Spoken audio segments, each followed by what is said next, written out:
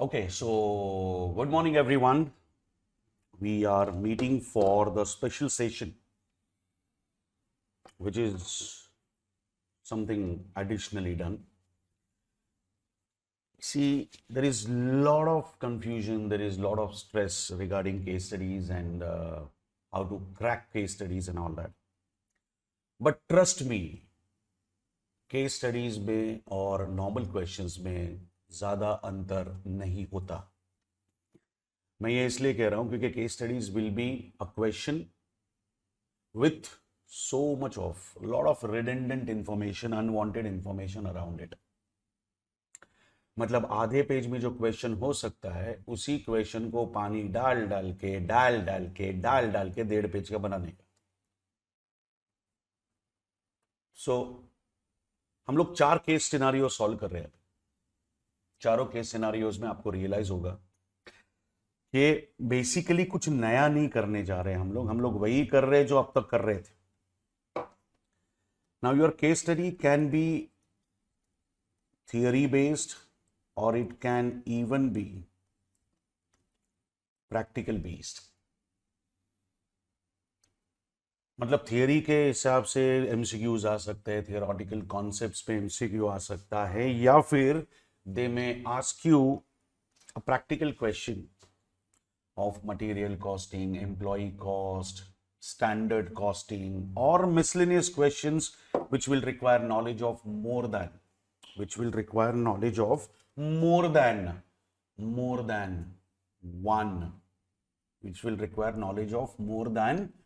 one chapter. तो ऐसा combination आ सकता है. खैर हम लोग कवर करेंगे सब कुछ, पर बेसिकली करना क्या है. Whenever you read a case study, while reading case study, you need to mark down a few things. You must calculate a few things and proceed.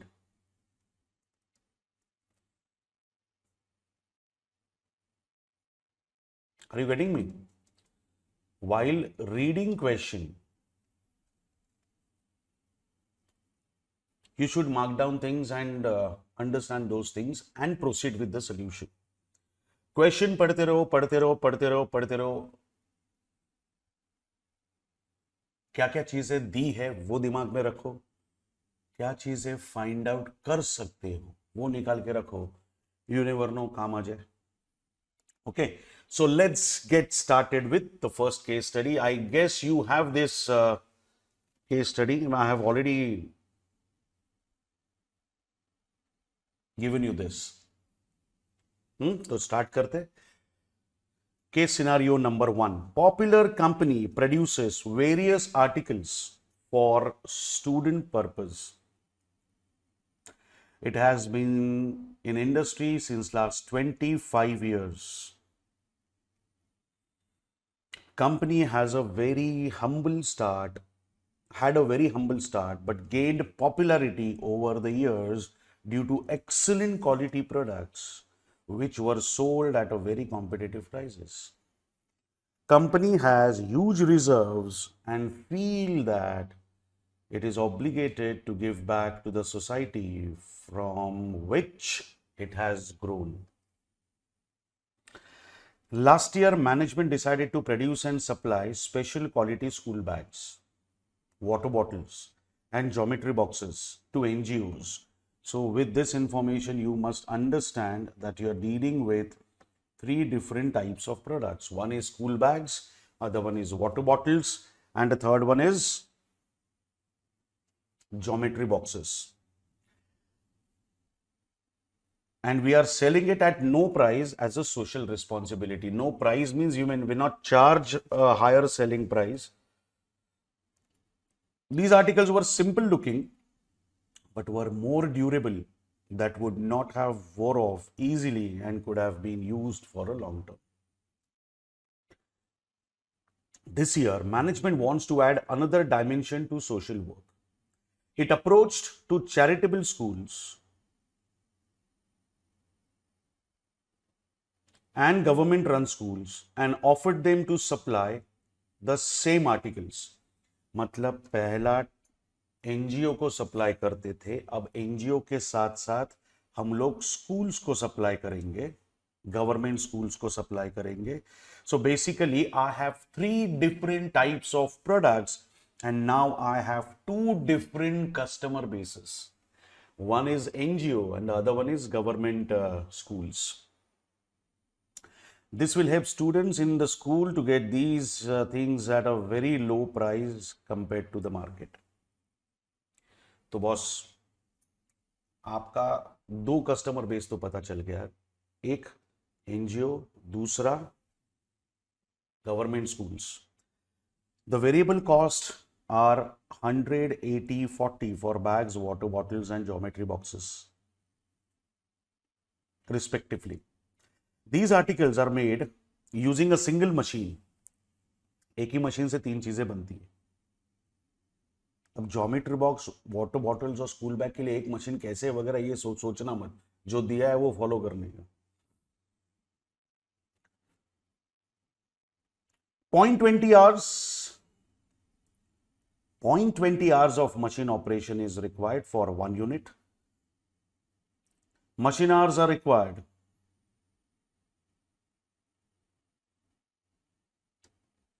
for water bottle and geometry boxes 0.15 and 0.10 hours. मतलब basically 1 unit of each product will take 0.20 hours, 0.15 hours and 0.10 hours respectively. Fixed overhead related to the machine is 7,40,000. Machine can operate for 8,000 hours in a year. Machine can operate for 8,000 hours in a year. एक बात बताओ, how much will be the absorption rate then? 7,40,000 is going to be the fixed cost. 8,000 hours I'm going to work there. Tell me. Acha, keep videos. 92.5. Keep videos on. 92.5 per hour is the absorption rate for the first scenario. अरे ये sir no देखो, इसको use करना है नहीं करना है मुझे नहीं पता, बट ये निकाल सकता हूं तो मैंने निकाल के रख दिया. Company has decided to sell its 80% capacity production in markets. Rest is divided among the 2 undergoing social works equally. अच्छा, मतलब आप 80% आउटपुट जो है वो मार्केट में डालोगे, मतलब मार्केट में बेचोगे. बाकी 20% जो बचता है वो उसमें से आधा एनजीओ को जाएगा और आधा जाएगा गवर्नमेंट स्कूल्स को. So 80%, 10%, 10% ऐसा सिनारियो है. ये समझा क्या? पहले बोलो. 80%, 10%, 10% समझ में आया? ग्रेट. तो मतलब there are 3 different destinations. One is customer जिसको प्योर सेलिंग प्राइस पे प्रोडक्ट बिकेगा, दूसरा एनजीओ और तीसरा गवर्नमेंट स्कूल्स. तो 80%, 10%, 10%. All schools request these items in the ratio 2:3:5 as per their demand by school students. मतलब वो जो लास्ट 10% का अपना सेगमेंट था ना, लास्ट 10% का अपना जो सेगमेंट था बाबू, वो सेगमेंट डिमांड करता है school bags, water bottles and geometry boxes in the ratio 2:3:5. तो उसी रेशियो में देना है. Company wants to set a price of these articles to be offered to the schools. Management has few questions they need to answer to. They assign the task to their team. And team made rough calculations, but as there were too many people on the team and each came up with different answers. As a chartered accountant, you have been approached. Understand the case closely and find correct answers and help the management to set a price. ठीक है. What is allocated fixed cost per unit for school bags, water bottles, and geometry boxes? Guys, fixed cost allocated, fixed cost allocated मतलब fixed cost absorbed. I guess आपके पास absorption rate है. अगर आपके पास absorption rate है every hour का, तो school bags, water bottles or geometry boxes, if your absorption rate is 92.5 per hour, respective number of hour से multiply करके आंसर मिल सकता है. मुझे बताओ एक स्कूल बैग के लिए कितना टाइम लगता है? मुझे याद है ये 0.20 ऐसा कुछ था. वाटर बॉटल के लिए कितना टाइम लगता है? 0.15. लवली. और ज्योमेट्री बॉक्स के लिए कितना टाइम लगता है? 0.1. ओके. अब ये अगर आर्स है फॉर ईच यूनिट और ये अगर एब्जॉर्प्शन रेट है, तो इनटू इनटू चिंटू कीजिए, आपको आंसर मिल जाएगा.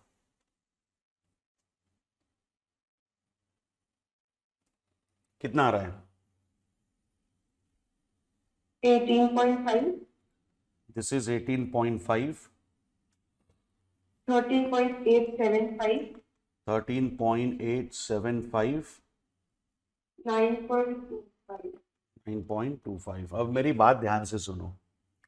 नॉर्मल क्वेश्चन होता तो ये तीनों कैलकुलेशन करना जरूरी है, लेकिन अगर एमसीक्यूज है तो सब में पहले में 18.5 है, सब में दूसरे में 785 है, तो ही मैं तीसरे पे जाऊंगा.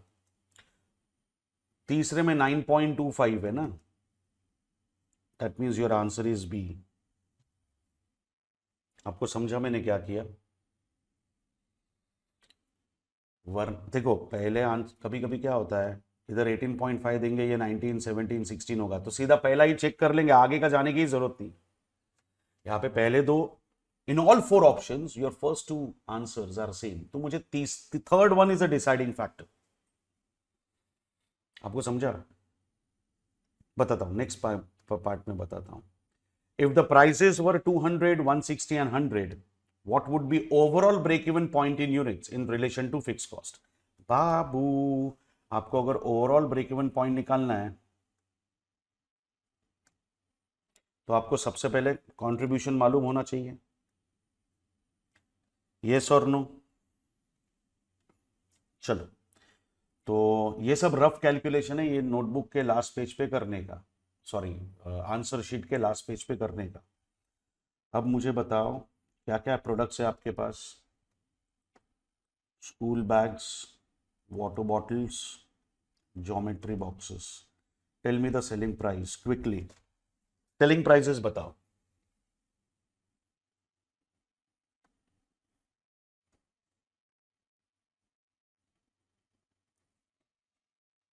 चले गए क्या?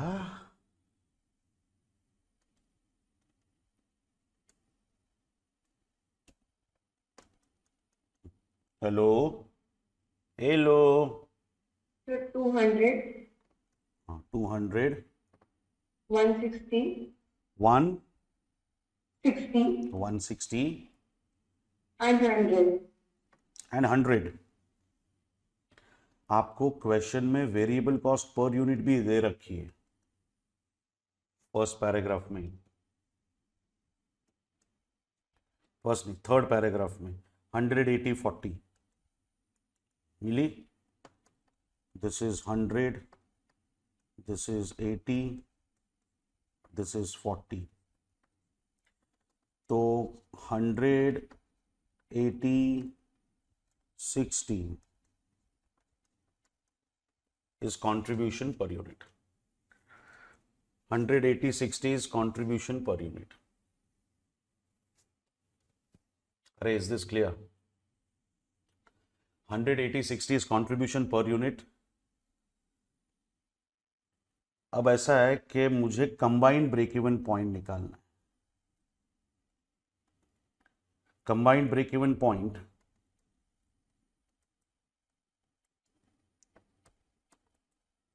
के लिए मुझे कंबाइंड फिक्स कॉस्ट लेनी पड़ेगी, but that is applicable only for the school division,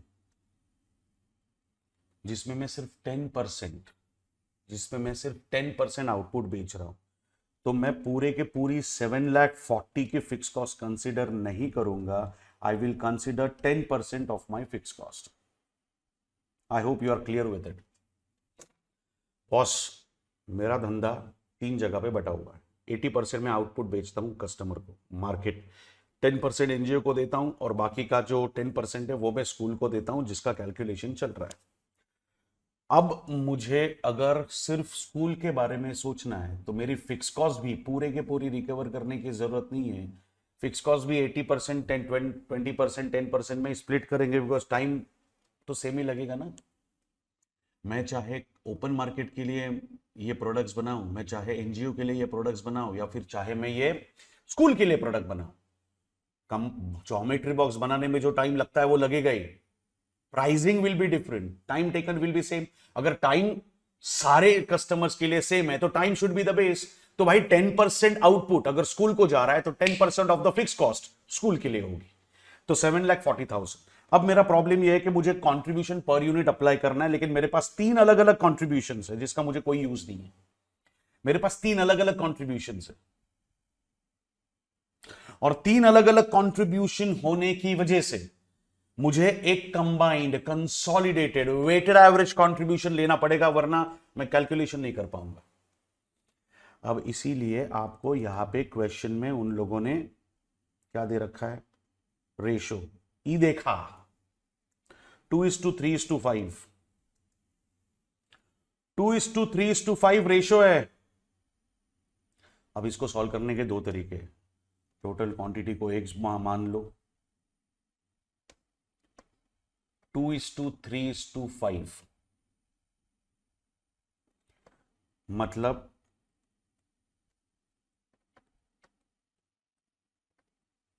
ये होगी आपकी क्वांटिटी। इस क्वांटिटी को रिस्पेक्टिव कंट्रीब्यूशन पर यूनिट से मल्टीप्लाई करो, आंसर आ जाएगा। मेरे पास है ना दूसरा आइडिया है, सीधा प्रोबेबिलिटी मार दो, 2:3:5, सेम ही आएगा answer.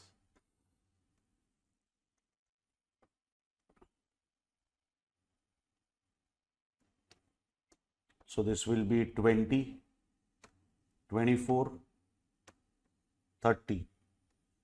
So how much is the weighted average?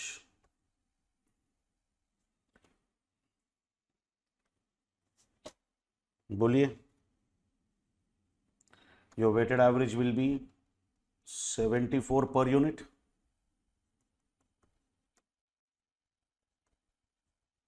अरे हाँ या ना? आपको चाहिए आप एक्स लेके सॉल्व करो, मुझे कोई फर्क नहीं पड़ता, आंसर यही आएगा। I hope you guys are understanding this. X लेते तो 2/10 एक्स इंटू 100 होता, 3/10 एक्स इंटू 100 होता, तो अल्टीमेटली घूम फिर के इधर ही आओगे। तो 74,000 आपकी 10% फिक्स कॉस्ट अपॉन 74 पर यूनिट, तो 1000 यूनिट्स, 1000 यूनिट्स आपका ब्रेक इवन होना चाहिए। 1000 यूनिट्स आपका ब्रेक इवन होना चाहिए, which is your part D. Are you guys clear with it? Find out maximum number of units of each article can be given at the prices given in part 2. अरे मतलब इसका breakup ढूंढना पड़ेगा मुझे, max to max. Boss maximum कितने units देने, excuse me, school bags, water bottle, geometry boxes. Ratio क्या है? 2:3:5, यानी कि 200, 300, 500 मैक्सिमम दोगे। इससे ज्यादा दोगे ना तो लॉस होगा। देखो ये बॉटल्स देने से आपका 74,000 निकल जाए, So that means you are transferring bottles, you are transferring products to schools at cost. बराबर. तो इससे ज्यादा अगर बॉटल्स देने की कोशिश करोगे then you will be losing out. 74,000 की फिक्स कॉस्ट मेरी रिकवर हो रही है. That is important for me. मुझे और किसी से कोई लेना देना नहीं है. So my answer for point number 3 is 200, 300 and 500.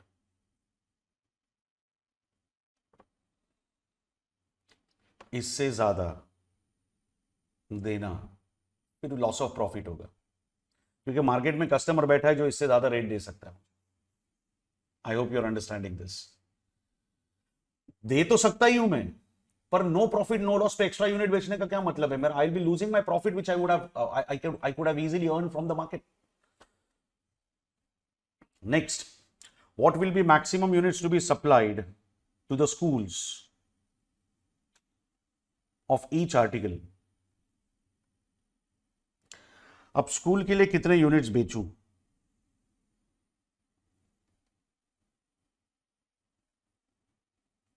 बोलो, how will you go about it?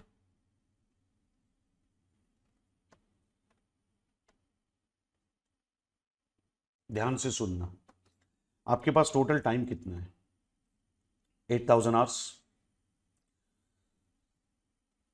अब 8,000 आवर्स अगर आपके पास है, 8,000 आवर्स अगर आपके पास है, तो इसमें से 800 hours I will be utilize only for school. 10% time. भाई 8,000 घंटे में से 80% टाइम जो है वो मेरा जाएगा मेन कस्टमर के लिए, मार्केट से माल उठाने के, मार्केट से प्रॉफिट कमाने के लिए.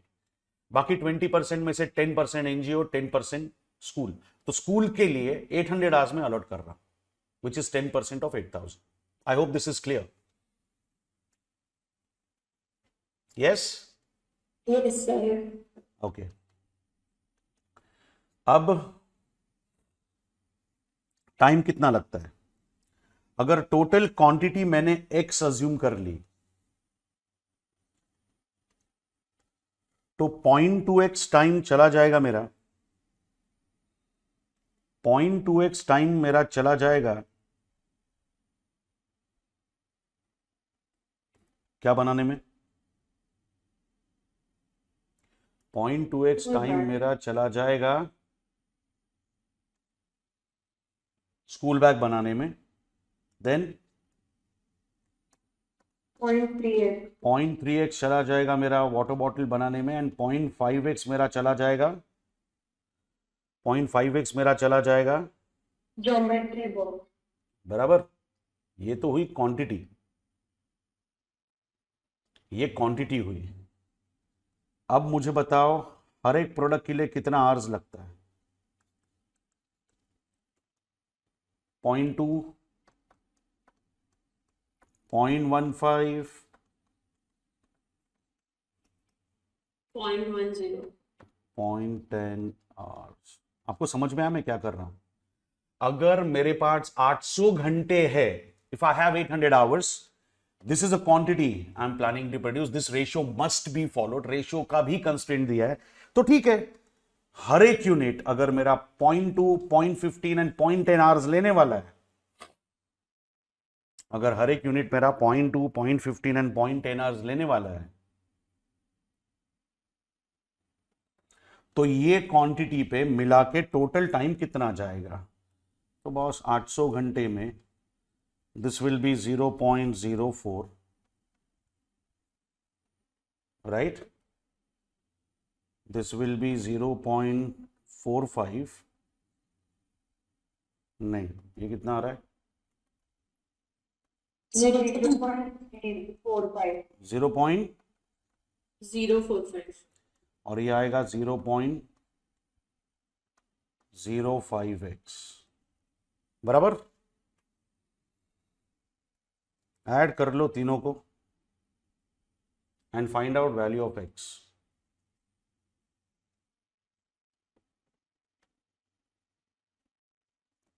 x की वैल्यू कितनी है?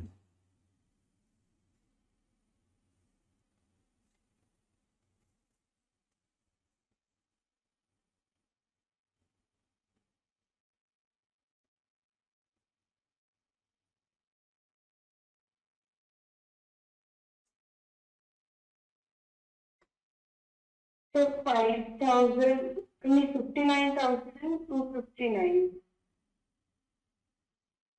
59,000 आ रहा है.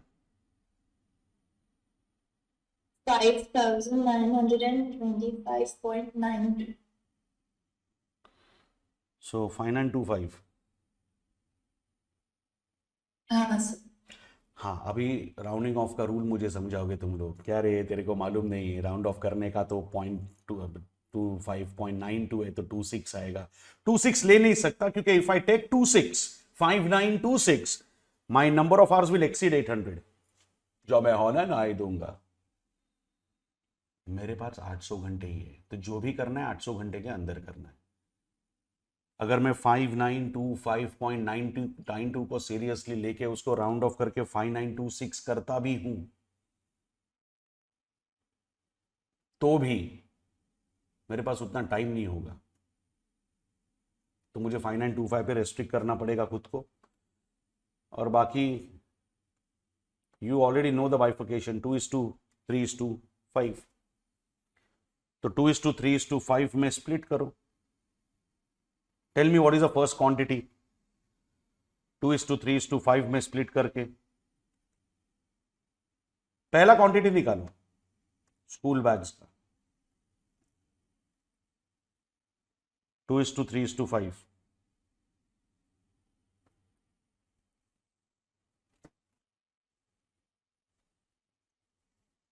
अरे कोई बोलेगा?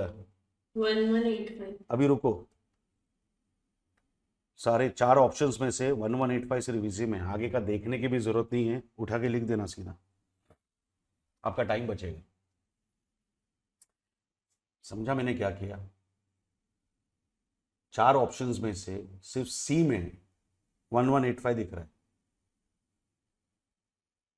तो बाकी तो वैसे भी एप्लीकेबल नहीं है ना. फिर भी चेक करके देखो बाकी का आंसर. लेकिन फिर आपको ना सब कुछ सॉल्व करने की जरूरत नहीं है. स्कूल बैग सॉल्व कर दिया तो वाटर बॉटल और ये तो आ ही जाएगा, क्योंकि एक ही ऑप्शन है 1185. लास्ट टाइम क्या हुआ था? सब में 18.5 था, सब में 13.785 था. तो हमको लास्ट तक जाना पड़ा. इधर मुझे पता है 1185 आना चाहिए पहले का आंसर, जो सिर्फ सी में है. तो C has to be my final answer. पर फिर भी आप बाकी के कैलकुलेशंस करके देखो.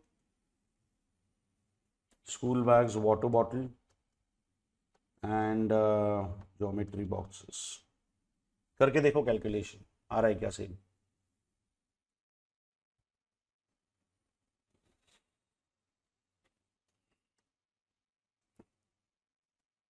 मिला? Yes, sir. अभी समझ में आया? There is no need to calculate everything. अरे ये डिस्क्रिप्टिव क्वेश्चन नहीं है, एमसीक्यू है. तो अगर एक एमसीक्यू अपना क्रैक हो गया तो सीधा उठा के लिख देने का. टाइम बचेगा इसमें. This is how smartly you can cover up your paper fully. सब सॉल्व करते बैठोगे तो खत्म नहीं होगा. Last part. Shall I go for the last part quickly? Shall I go for the last part? Yes. Okay. What should be the correct price for each item as per management decision? What should be the correct price for each item as per management decision? Correct price. Boss, correct price matlab something that does not give me a loss. Correct price is something that does not give me a loss. Am I right? अब a price is something that does not give us the loss का मतलब मेरी price cost recover करनी चाहिए. तो basically total cost will be the minimum price to be charged. अब total cost में आएगी वेरिएबल कॉस्ट. वेरिएबल कॉस्ट में फिक्स कॉस्ट ऐड कर देते. तो variable cost of school bags 100, इसमें फिक्स कॉस्ट ऐड कर देते. आपने फिक्स कॉस्ट निकाली थी 18.5, तो 118.5 ₹100 मेरा खर्चा होगा वेरिएबल पे. 18.5 मुझे चार्ज करना है टुवर्ड्स फिक्स कॉस्ट. तो 118.5 के नीचे दूंगा ही नहीं मैं. किधर दिख रहा है? अरे ये देवा, चारों में 118.5 है. कोई बात नहीं, सेकेंड कैलकुलेशन करो. This is what I was telling you. Second calculation करो. 13.875 प्लस दिस, तो 93.875. किधर है? देखो किधर है, किधर है, किधर है? 93.875. जाने की जरूरत ही नहीं है ना आगे बाबा. 93, एक मिनट ना, 93.875 करेक्ट, 93.875। तो मतलब ये दोनों तो रूल आउट होते। आपको समझा कैसे करना है? And then last one 9.25 and 40। हाँ हाँ हाँ, 9.25 मतलब आंसर डी का आएगा भाई। समझ में आया? मेरा सेकंड आंसर 93.875 था, तो यही दो ऑप्शंस बचे थे, बाकी ये तो नहीं आएगा। फिर तीसरे में 0.75 है, इधर 25 चाहिए, तो हमने वो ले लिया। I hope you guys are understanding how to crack scenarios. आगे कुछ डिस्कशन करने की जरूरत नहीं है। डिस्क्रिप्टिव होगा तो लिखने पे मार्क्स मिलेंगे, आपको सिर्फ कैलकुलेशन रफ में करके इधर डाल देने का। Is this part clearly understood?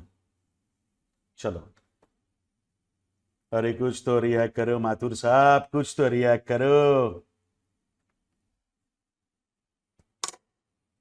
क्या सोच के लाइव लेक्चर मांगा था रे तुम लोगों ने?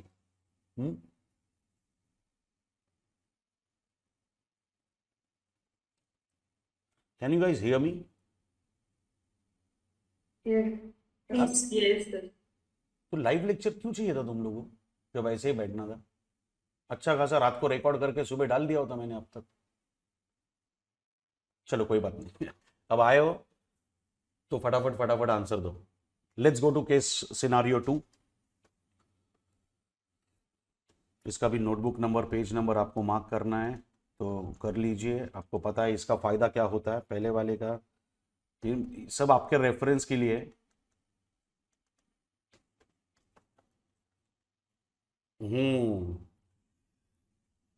Mr. Linde is a German national who came to India again on 1st of April 2024. Babu again लिखा है, मतलब इसके पहले भी आके गया है। He represents his company and he wants to start a business in India as well. His company expertise in the manufacturing of industrial machines. Recently launched Make in India movement has motivated Mr. Linde. Thinks that this might be the perfect opportunity for his company to establish his company in India. Last, Mr. Linde came to India on 1st of April 2012. Oh my God. 1st April 2012 को वो आया था, उसके बाद वो दिखा नहीं। फिर 1st April 24 को आया, एग्जैक्टली 12 साल बाद, 12 years के बाद। He purchased land 2012 में क्या किया उसने? He purchased a land for 50 lakhs, constructed a building for 16 lakhs, and after that he opened a private limited company in that building and he spent another 2,80,000 for this. He also employed for survey and to understand the need of Indian customers and spent 1,50,000 in salaries. इसका मतलब 50 lakhs, 16 lakh, 2,80,000 and 1,50,000. अच्छा, he employed 3 people for survey and spent 1,50,000 each, नहीं बोला है, 1,15,000 salary, मतलब total salary. अब मुझे एक बात बताओ, how much he has incurred in 2012? 50 plus 16, 66 plus 2,80,000, 6880 plus 1,50,000 plus 1,50,000, 6680 plus 1 lakh, नहीं 6880 plus 1,50,000, 70,30,000. Can I say 70,30,000 is already incurred in the year 2012? Yes. That means it is a sunk cost. Sunk cost का मतलब the cost which is incurred in past, which has got no relevance on the decision making of the current period. Sunk cost means the cost which I have already incurred in past and I have no concern and it's useless from the decision making perspective, as far as decision making perspective is concerned. तो 70,30,000 मैं डाल चुका हूं अब तक 2012 में. Then he was disappointed in the response of market who were importing everything from China back then. 2012 में उसने 70,30,000 खर्चा करने के बाद उसको रियलाइज हुआ कि पब्लिक चाइना से इंपोर्ट करना प्रीफर करता है. He closed the office, went back to Germany. All these years, the office was closed and only an amount of 12,500 per month was paid to a guard. एक काम करो, 12,500 per month into 12, तो per annum salary कितना होता है बताओ? 1,50,000. तो आप 1,50,000 ओवर अ पीरियड पे करते रहे, मतलब 1,50,000 पर एनम सैलरी आप इनकर करते रहे. Plus property tax was paid on an average 18,000 per year. मतलब बाबू, बंदा जर्मनी वापस चला गया तो भी 1,68,000 का खर्चा हो ही रहा था. Are you getting me? बंदा वापस चला गया जर्मनी, बंदा जर्मनी चला गया, लेकिन फिर भी यहां पे बॉडीगार्ड छोड़ गया. मतलब बॉडीगार्ड नहीं किया, वो सिक्योरिटी गार्ड छोड़ गया. तो 12,500 हर महीना सिक्योरिटी गार्ड को पे करता था. मतलब 1,50,000 पर एनम की फिक्स कॉस्ट थी, अनअवॉइडेबल कॉस्ट थी. और 18,000 का प्रॉपर्टी टैक्स भी भरता रहा. मतलब 1,68,000 पर एनम वो भरता गया हर साल फॉर 12 इयर्स. तो कितना पैसा भरा रहेगा वो अब तक?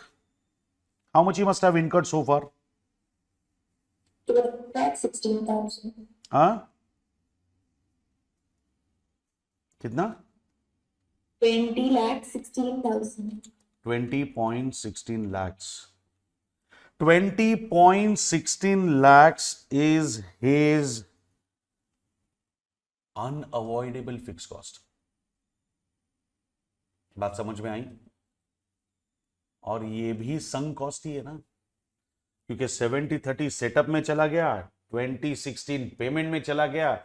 मतलब 90,46,000 तो खर्चा हो चुका है ऑलरेडी, जिसका कोई यूज नहीं है डिसीजन मेकिंग में. डिसीजन मेकिंग में कोई यूज ही नहीं आएगा इसका, बिकॉज खर्चा ऑलरेडी हम कर चुके सनम. कोई बात नहीं. Now when Mr. Linda is back, he opens office and starts to plan on how this time he will capture the Indian market. Expenses started to incur as soon as office opened. Expenses started to incur as soon as the office opened. Expenses started to incur as soon as the office opened. मतलब ये सारे expenses मेरे लिए relevant है, क्योंकि ये सब खर्चा अभी होने जा रहा है. So 2,50,000 per month into 12, 2,50,000 per month into 12 will be the salary. Electricity, water and maintenance 50,000 per month into 12 will be your electricity charge. Security staff 15,000 per month into 12 पूरे साल का. Linde plans to purchase a land in Manesar, which will be used for the factory. After a search, he found an appropriate land and purchased a land for 1.5 crore. He handed over the land to a SPV company for a REIT to build a state-of-the-art facility for the factory. The factory will be built in 2 years. अच्छा, 2 साल में factory बनेगा. मतलब ये सारे expenses मुझे bare minimum 2 साल के लिए तो करने ही है. क्या बोलते हो? ये सारे एक्सपेंसेस 2 साल के लिए तो आएंगे. They will spend 85 lakhs each year for this construction. They will spend 85 lakhs each year for this construction. तो लैंड का 1.5 crores, 85 lakhs each year into 2. Linde back in Noida office made 3 departments. ये ले, office में भी 3 department. Office and administration, sales and marketing, accounts and finance. expenses for these expenses except salary are expected to be 95,000 per year है तो 2 साल का आएगा. Sales and marketing 1,12,000 per year तो 2 साल का आएगा. Accounts and finance 88,000 per year तो 2 साल का आएगा. Correct. Office overheads are bifurcated in these departments on the basis of their individual spending ratio. ठीक है, देख लेंगे.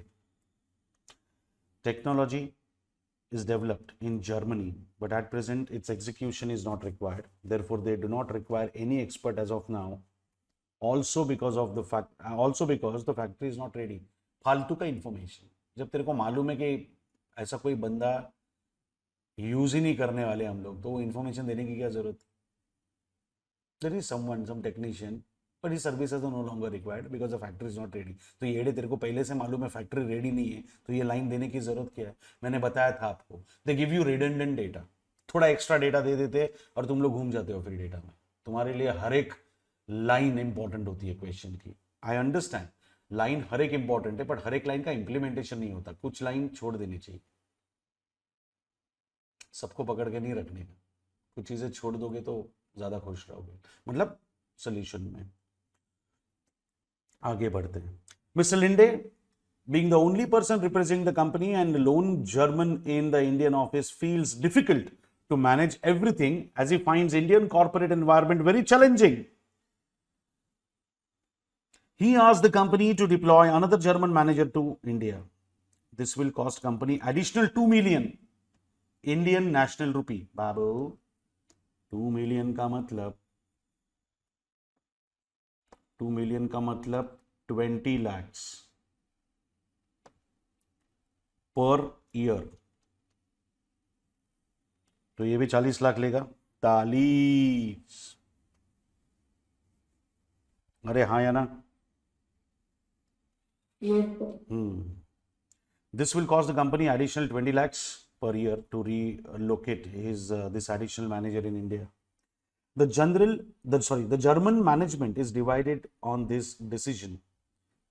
The ones who disagree, Mr. Linde is competent enough to run small extension of our company in India. We will allocate more resources to Indian subsidiary when actual operation starts. Till then, everything can be managed by Mr. Linde alone. वो लोग extra पैसा देने को, extra लोग रखने को ready नहीं है. Right Indian company it is itself a cost center. Cost center है मतलब they are just suppose to manage the cost. They don't have a right to take the decision about the selling price. We are already paying him 3.5 million INR annually. मतलब 35 लाख तो हम लोग already पे कर रहे हैं. Therefore, we are not ready to invest until it starts generating revenue. मतलब यार हम लोग 35 lakhs तो सैलरी लिंडे को दे ही रहे, तो फिर और क्यों तुमको एक्स्ट्रा मैनेजर चाहिए. तुम किस बात का सैलरी लेगा. फिर तुम भी पैसा लेगा, तुम अलग मैनेजर रखेगा, उसका भी पैसा कंपनी से लेगा, तो दोनों को कंपनी पैसा देगी और काम एक ही बंदा करेगा, तो दूसरे को पैसा देने का फायदा क्या. अरे बाबा, I hope you are understanding this. ये बोर्ड का, मैनेजमेंट का आर्ग्यूमेंट है. Linde has another opportunity to relocate his office also to Manesar, where the factory building is being constructed.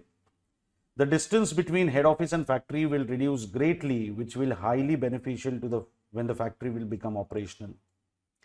He will have to sell old office in Noida, which will be sold for 2.5 crores, purchase a ready-made building for 3.75 crores.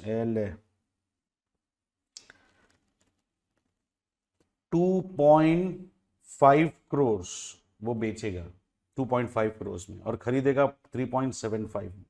This new building will have larger space that can accommodate a future need of space when company grow.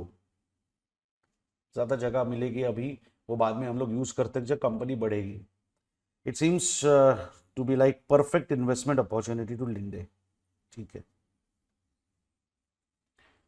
Expenses in this new building.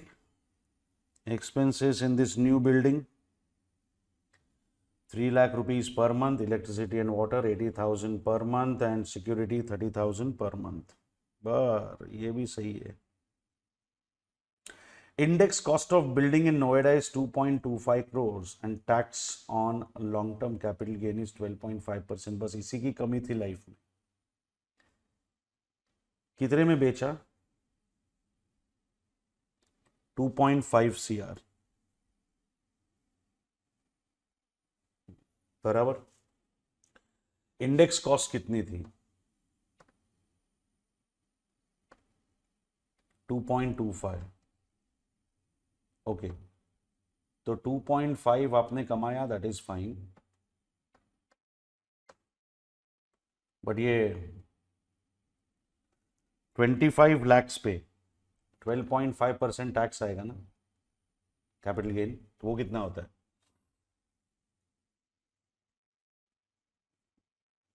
3,12,500. 3 lakh 12,500. तो boss ये 2 crores 50 lakhs मिलने वाला है नहीं. 2 crores 50 lakhs में से ये तो माइनस हो जाएगा, मतलब 2 crores 46 lakh 87,500 ही हाथ में आने वाला है. I hope you are understanding this.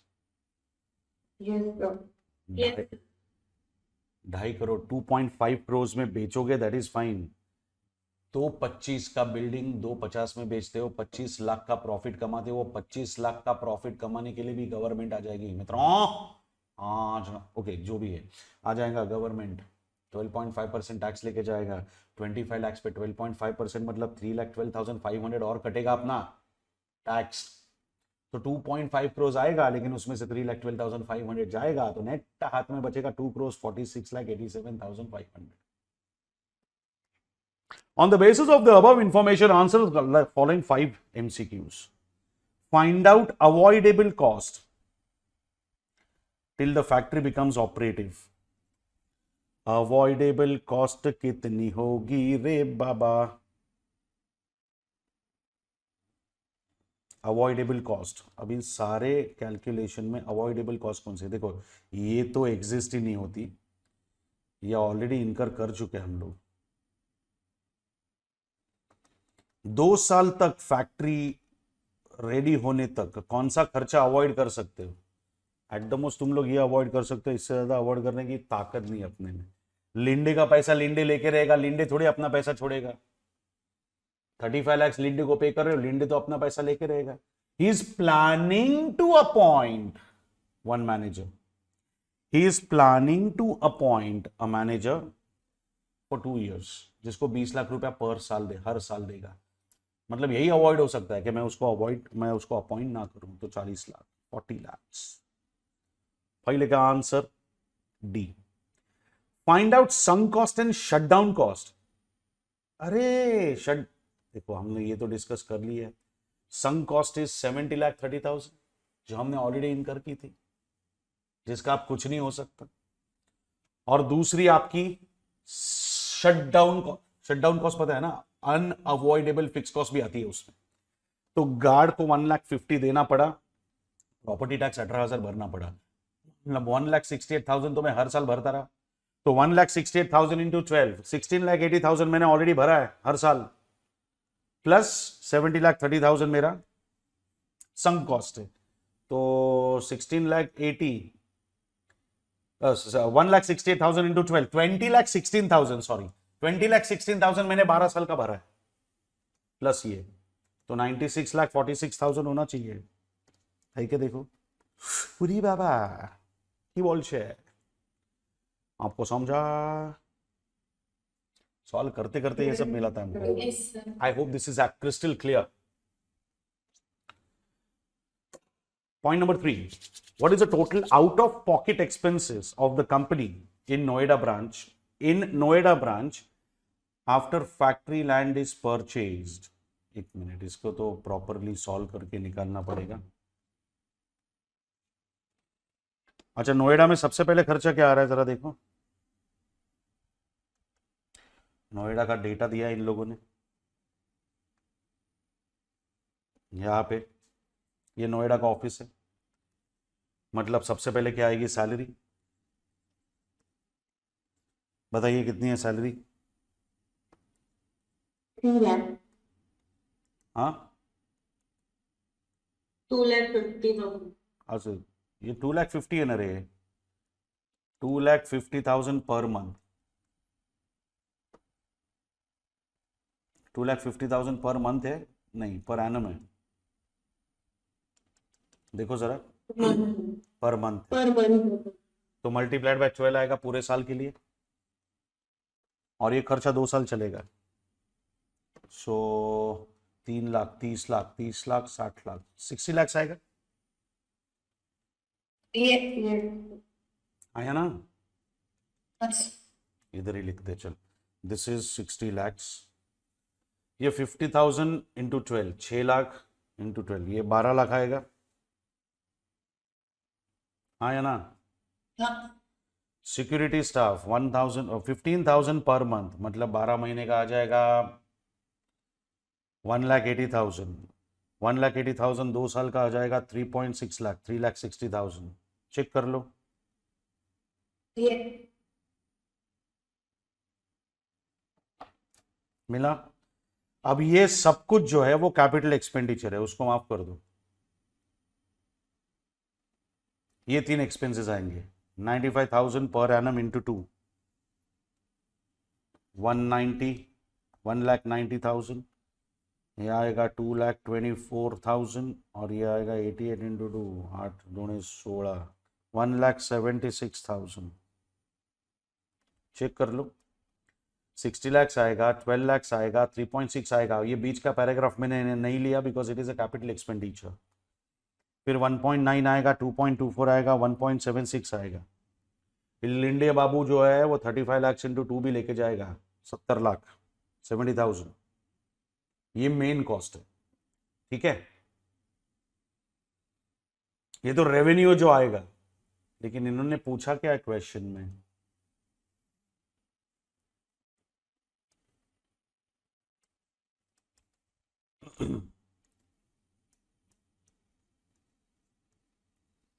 out of pocket for Noida branch, so they have not asked for revenue expenditure, बात समझ में आई?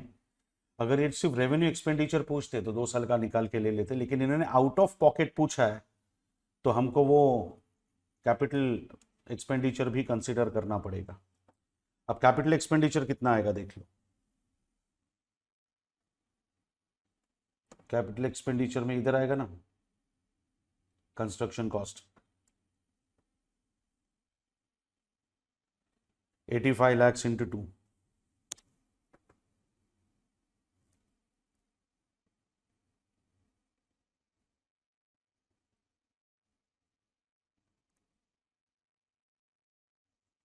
लैंड जो परचेस कर रहे हैं वो नहीं लेने का because it is use for the factory, we are talking about office, तो कितना आता है 60 lakhs plus 12 lakhs plus 3,60,000 plus 1,90,000 plus 2,24,000 plus 1,76,000 plus ये 70 lakhs plus 190 lakhs, नहीं ये 8 16 170 lakhs, जरा करो total and tell me out of pocket कितना जा रहा है।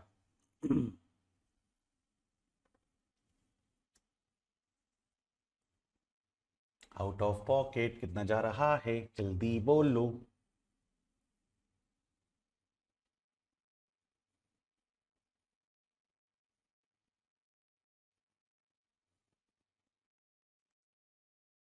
Three crore 21,50,000. मतलब आई गेस ये आएगा, आपको समझ में आई बात? आउट ऑफ एक पॉकेट एक्सपेंसेस बोला है, आउट ऑफ पॉकेट एक्सपेंसेस बोला है, मतलब वो सब सोचने नहीं बैठने का, रेवेन्यू एंड कैपिटल, और वो भी सिर्फ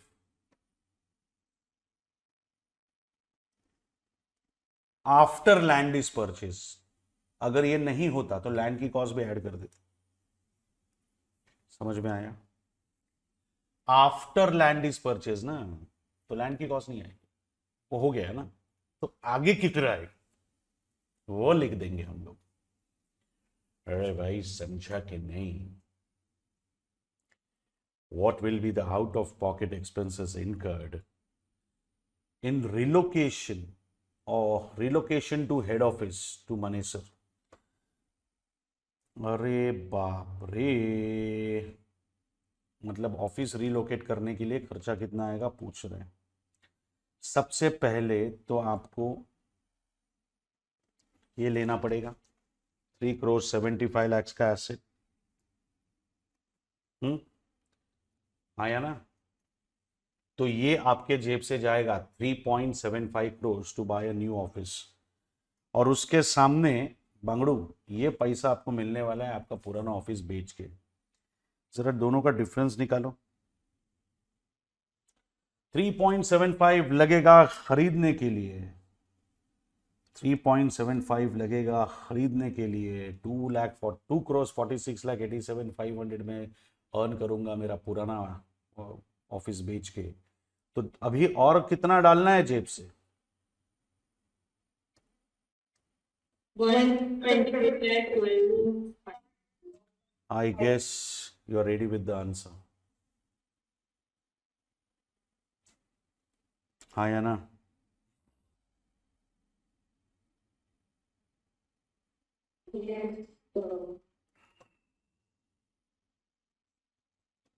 एकदम क्लियर है? चलो मुझे बताओ 1 2 3 4 में किसी को कोई डाउट? क्वेश्चन पढ़ते पढ़ते आधी चीजें हमने सॉर्ट आउट कर दी थी।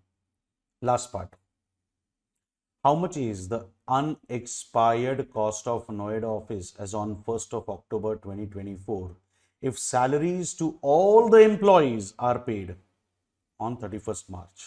हाय दैया, सैलरी ऑलरेडी आपने पे कर दी है। सैलरी आपने ऑलरेडी पे कर दी।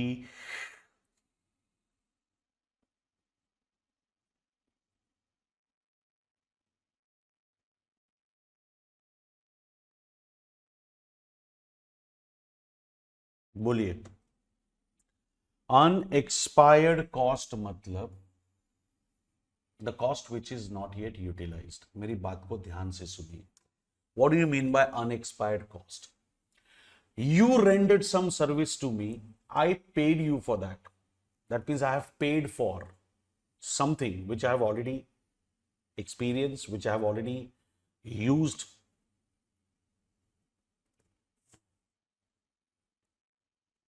But if I am paying you advance for doing some job, I am paying you 100% cost in advance. Say I have paid you 10 lakhs. I have paid you 10 lakhs to do some job in advance. आपने आधा काम खत्म किया, मतलब आपने 5 लाख का काम खत्म किया, तो अनएक्सपायर्ड कितना है? 5 लाख। तो can I say advance salary, advance expense is unexpired expense? I hope you are understanding this. मेरा एम्प्लॉई है, उसको मैंने अगले महीने का सैलरी भी दिया, तो अनएक्सपायर्ड अमाउंट कितनी है? The entire amount of salary. अगर मैंने इसको सिर्फ 1 महीने का सैलरी एडवांस में पे किया है, 15 दिन हो चुके हैं, तो सिर्फ half salary will be considered as unexpired. तो अनएक्सपायर्ड का मतलब होता है, अनएक्सपायर्ड का मतलब होता है एडवांस एक्सपेंडिचर।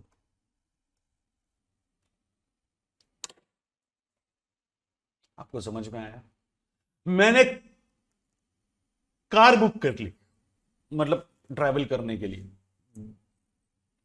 600 किलोमीटर जाने का, 600 किलोमीटर आने का, गोवा 600 किलोमीटर जाने का, 600 किलोमीटर आने का, 10,000 रुपए उसने बोला कि साहब 10,000 रुपए लगेगा। रख, पूरा 10,000 रख, डीजल वीजल जो करना है उसमें से कर, वापस पैसा मत मांग, 10,000 रख, पूरा का पूरा पेमेंट। अब मैं गोवा जाके वापस आने वाला हूं 10,000 में। अगर मैंने जर्नी स्टार्ट ही नहीं की तो कैन आई से the entire 10,000 is advance? That itself is your unexpired amount, unexpired expense. मैंने आधा जर्नी कवर कर दिया, गोवा पहुंचा मैं, मतलब 5,000 का काम हो गया। तो 5,000 एक्सपायर्ड, तो 5,000 बैलेंस 5,000 इज अनएक्सपायर्ड। फिर वापस आते आते 50% आ गया हमें, तो another 2,500 is expired, balance 2,500 is still unexpired. जितना रिसोर्सेस आप यूज करने वाले हो, जिसके लिए ऑलरेडी पैसा दे के बैठे हो, that is your unexpired expenditure, basically advance रे बाबा। तो सिर्फ ढूंढ लो एडवांस कितना दे रहे हो आप लोगों को, पता चल जाएगा।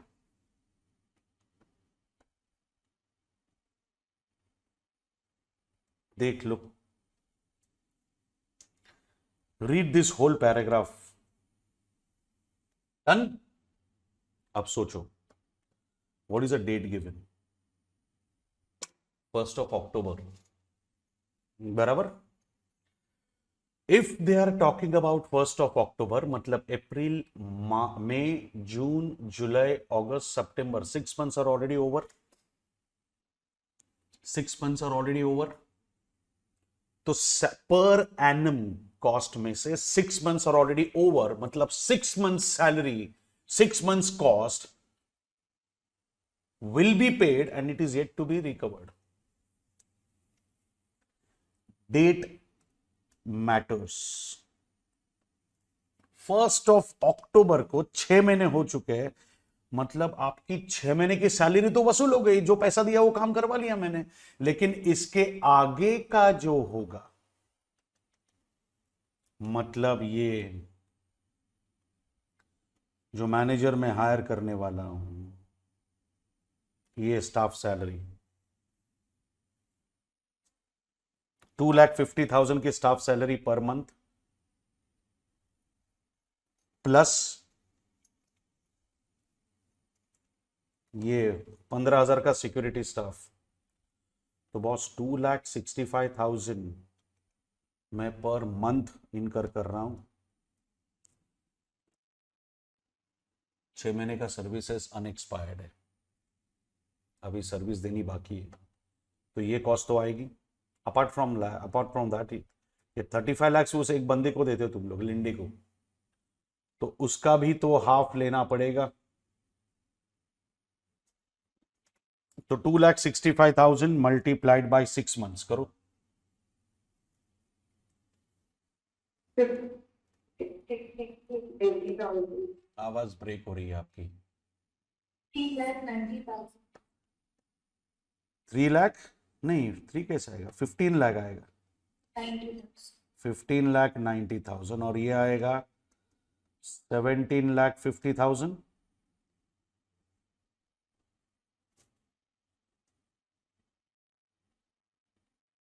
तो 33,40,000 अनएक्सपायर्ड है, चेक करो।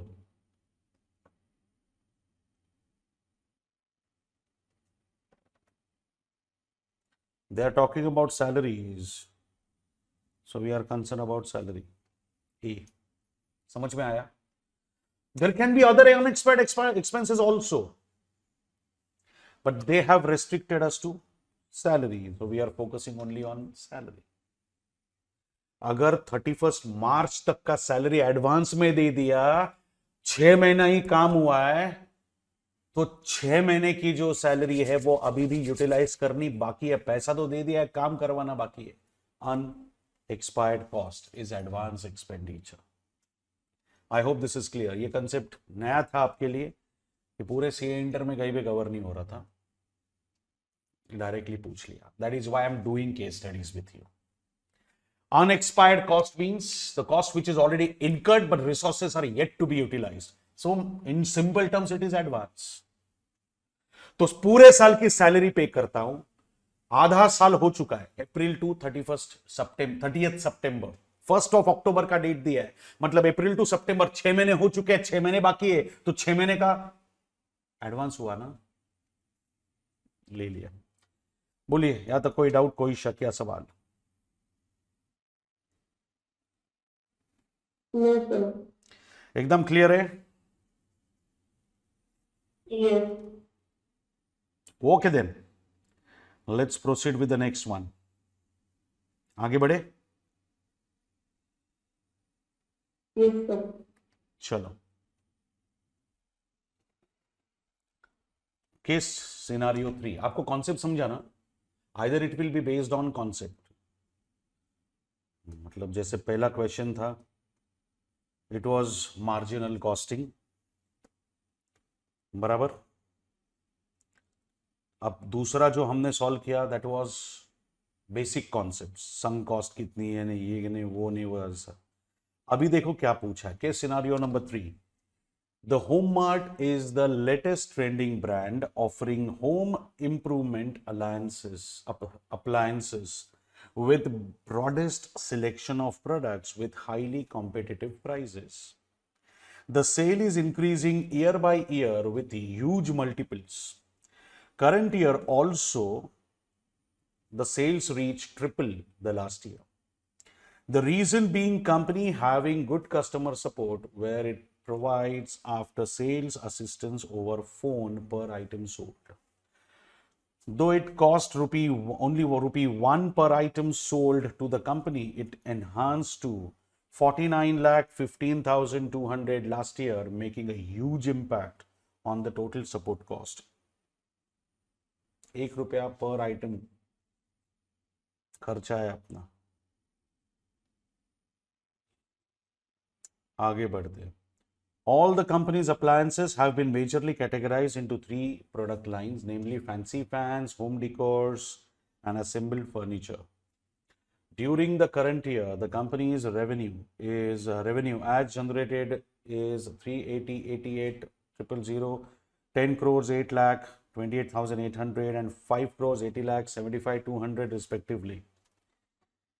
However, the cost of goods sold is 2 crores 88 lakh, 7 crore 20 lakh, 4 crores 32 lakh respectively.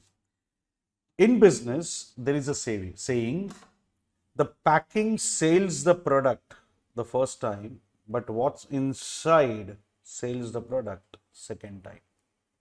Obviously.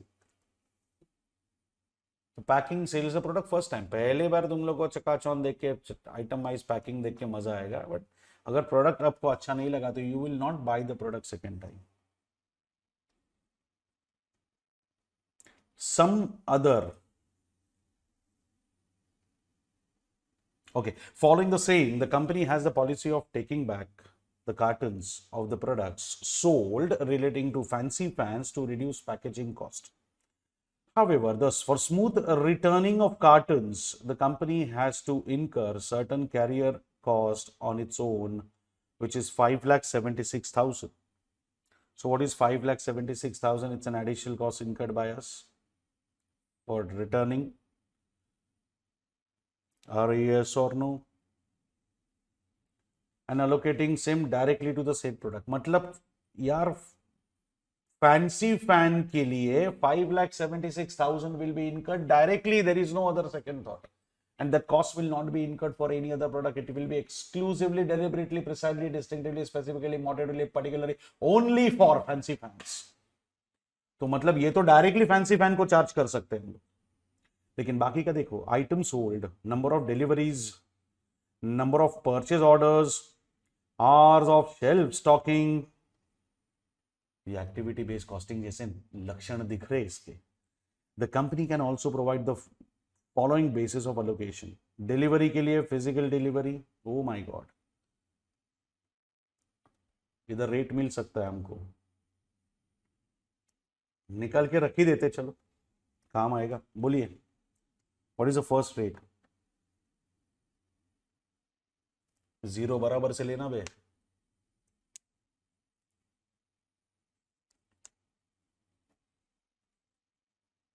Hello, alpha two बेटा टैंगो चार्ली. हाँ बोलो.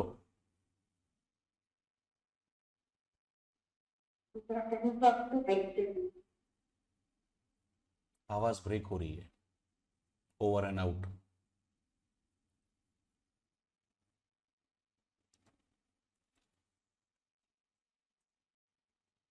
वन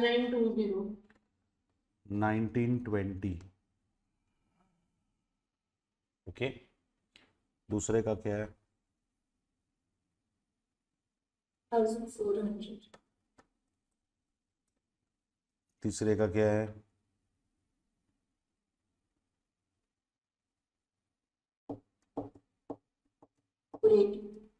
480. ओके, तो ये तीन कॉस्ट स्ट्रक्चर तो मुझे दिख रहे हैं। जरा टोटल ले लो इन तीनों की।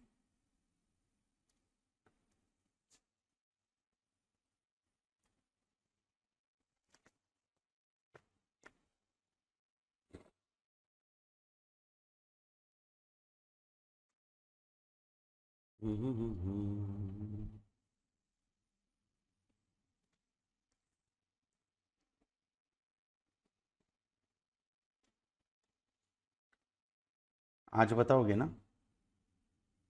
2 crores 78 lakh. 4 crores 28 lakhs. 2 crores 78 lakh 78,400. 2 crores 78 lakhs 78,400 बराबर। Yes, sir. अच्छा, मैं क्या बोलता हूँ, उसमें 5,76,000 भी ऐड होना चाहिए, which is a direct cost. उसको ड्राइवर की ज़रूरत नहीं है, वो डायरेक्टली फैंसी फैन में जाएगा। अब इसको ऐड करके मुझे बताना टोटल कितनी है।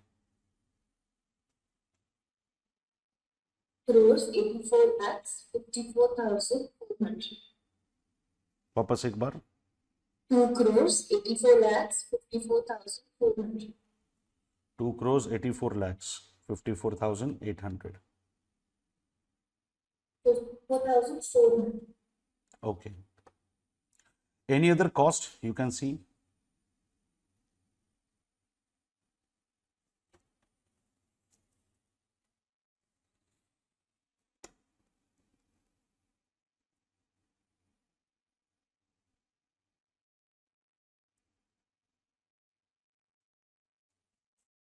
नहीं है?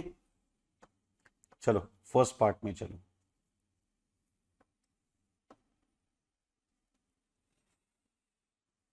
₹1 per item sold is your cost. How much is it?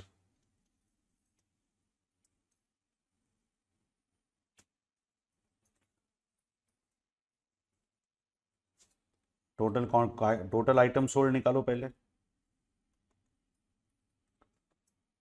Total item sold निकालो पहले। टोटल आइटम सोल्ड निकालो पहले। कितना है?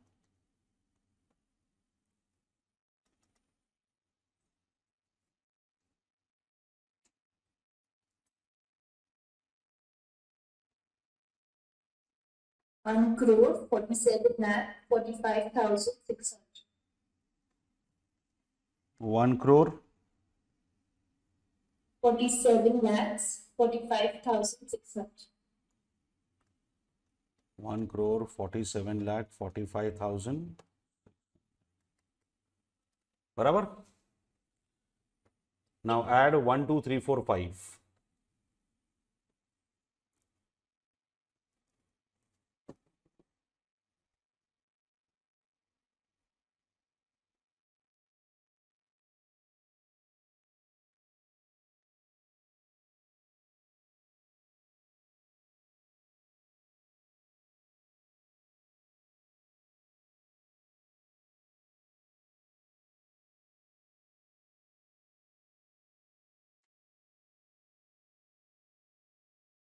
Four crore 32 lakh. So 4.32 crores is your additional cost to be allocated. Correct? एक मिनट, give me 1 minute.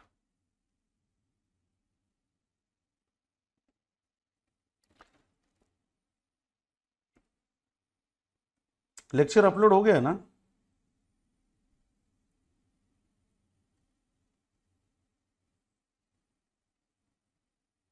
हम्म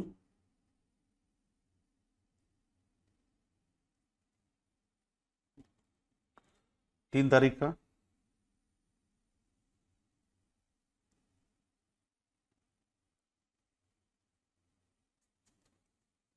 जल्दी बता। ठीक है, आज देखता हूं मैं। मुझे ठीक है, चलो यहां तक पढ़ लिया सब कुछ। Okay, so this is a question. ये हमारी फर्स्ट कॉस्ट थी, फिर यहाँ पे 3 कॉस्ट स्ट्रक्चर्स और थे, और ये हमको चुपके से दी थी यहाँ पे 576, बराबर। सब मिला के टोटल कितनी है? 4,32,000, सॉरी 4,32,00,000। चलो, मांगा क्या है? The total support cost and the percentage of cost of goods sold. Hey, total support cost A and C तो नलीफाई हो गया। मैंने आपको पहले ही बोला था ना, this is how you are suppose to do. Unfortunately 4,32,00,000 दो में दिया है, तो फिर कॉस्ट ऑफ गुड्स सोल्ड आपको ढूंढना पड़ेगा। How will you find out cost of goods sold? Support cost का percentage on cost of goods sold. एक minute, cost of goods sold कितनी दी है?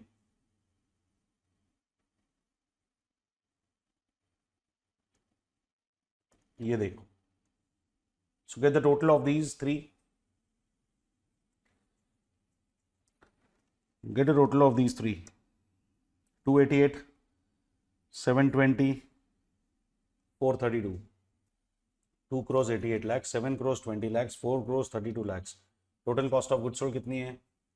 14 crore 40 lakhs. जो भी है, अभी 4 crores 32 lakhs डिवाइडेड बाय वो फिगर करो।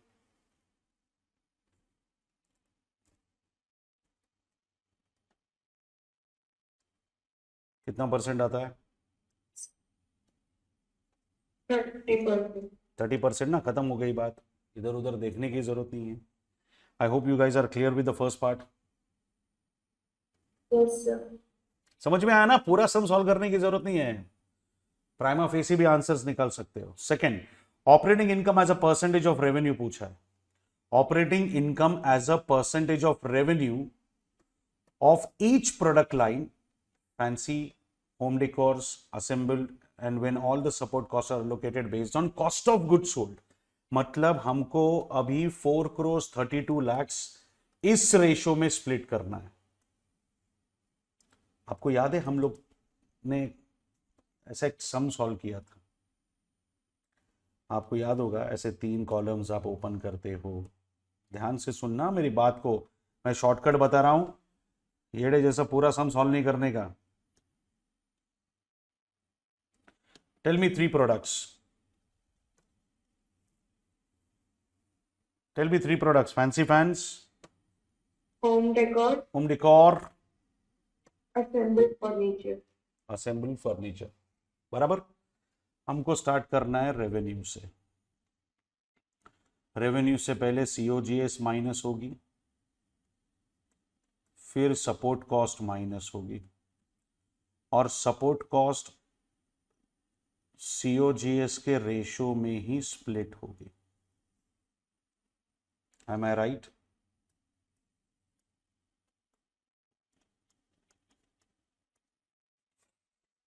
फिर मिलेगा प्रॉफिट, नेक्स्ट लाइन पे प्रॉफिट का परसेंटेज ऑन सेल्स। ठीक है, ये फॉलो करना है आपको, मेरी बात को ध्यान से सुनना। अपना ऑप्शंस देखो, सब में फैंसी फैन का परसेंटेज अलग अलग दिया है, तो मैं क्या बोलता हूं, सब कैलकुलेशन करने से अच्छा सिर्फ फैंसी फैन निकाल लेते हैं, वो जिधर आ जाएगा टैली हो जाएगा, वही अपना ऑप्शन होगा। So tell me revenue of fancy fan.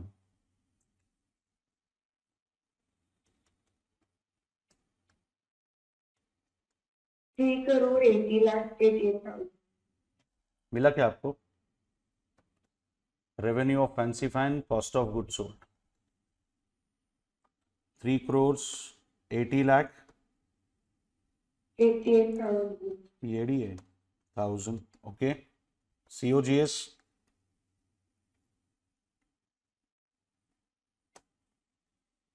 Crore 88 lakh. 2 एडी है 00000, बराबर। अभी 4.32 करोड़ को, ए बच्चा 4.32 करोड़ को किसमें स्प्लिट करने को बोला है इन बांगड़ुओं ने? कॉस्ट ऑफ गुड्स सोल्ड के रेशियो में. Please split 4 crores 32 lakhs in this ratio. 288 720 432. 288 720 432. समझ में आ रहा है ना? कॉस्ट ऑफ गुड्स सोल्ड का रेशियो अप्लाई करने को बोला है. सो 288 प्लस 720 प्लस 432 टोटल ले लो. 4 crores 32 lakhs को डिवाइड करो टोटल से, multiplied by 288.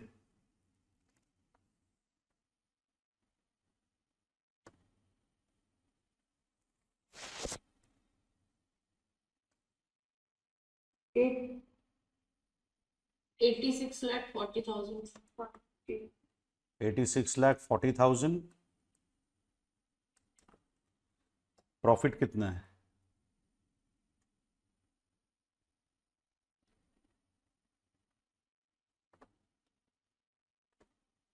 lakh 48,000. 60 lakh Lakhs 48. Lakh 6 lakh. 64 lakhs. अरे ये मिला नहीं. 6,48,000. 6,48,000. Okay okay okay. 6,48,000 प्रॉफिट है. बराबर. इन्होंने क्या मांगा है क्वेश्चन में?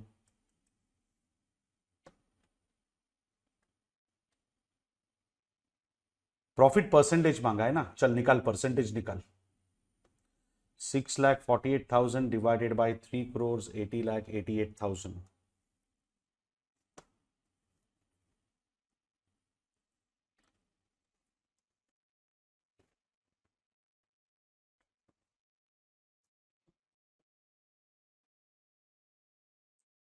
$1.70. कितना? 1.70. 1.70%. फैन का मिल गया ना? क्वेश्चन चेक करो. 1.70 I guess we have in C. बस हो गया ना, बाकी कैलकुलेशन करने की क्या जरूरत? आपको समझा? This is how you can get the smart answer. येड़े जैसा पूरा सॉल्व नहीं करने का. 12 मार्क का सम, 8 मार्क का सम नहीं है. चिरकुट 1 मार्क का एमसीक्यू है. इतनी इज्जत देने का इसको. स्मार्ट वर्क करो, फालतू डोंकी वर्क नहीं. समझ में आया आपको? Yes. I hope you understood the shortcut here. पूरा सम सॉल्व करने की जरूरत ही नहीं है. मुझे फैन का परसेंटेज निकाल लो, हो गया. फिर तीसरे में पूछा है cost driver relating to 4 categories. 1920 2400 480. 1920 1920 दो में है तो बी और डी तो कैंसिल हो जाएगा. 2400 480 तो मतलब आंसर ये आएगा.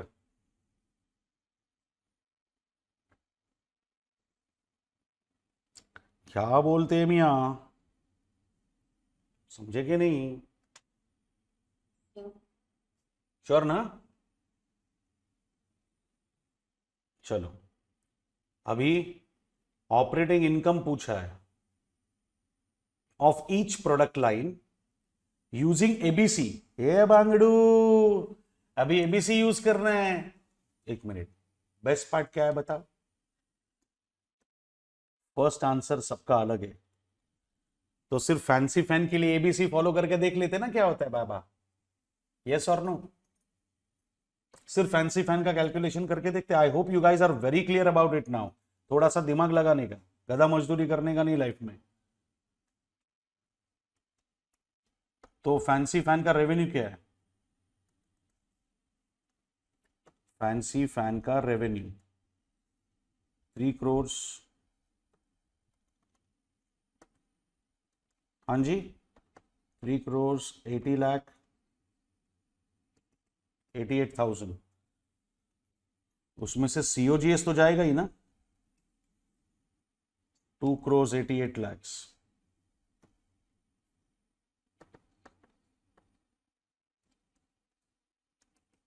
ये तो माइनस होगा ही.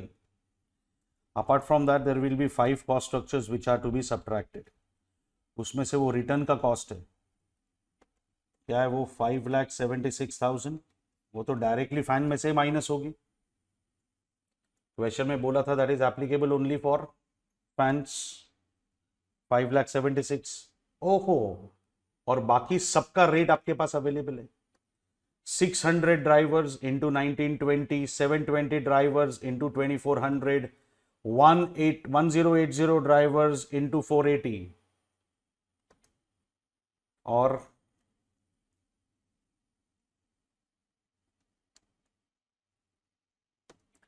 सेलिंग एंड डिस्ट्रीब्यूशन के लिए 12,09,000 इंटू 1 रुपी। ये समझा? अरे 600 इंटू 1920 होगा, 720 इंटू 2,400 होगा।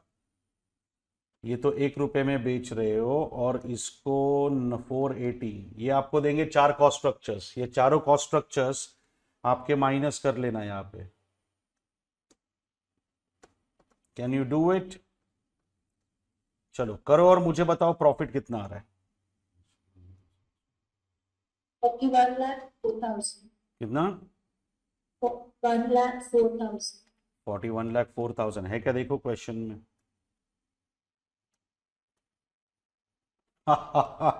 5 मिनट भी नहीं लगा तुमको। येड़े जैसा तीनों प्रोडक्ट के लिए सॉल्व मत करो। समझ में आया? सबको मिला है क्या? देखो पहले। Yes. अभी परसेंटेज निकालो उसका सेल्स पे।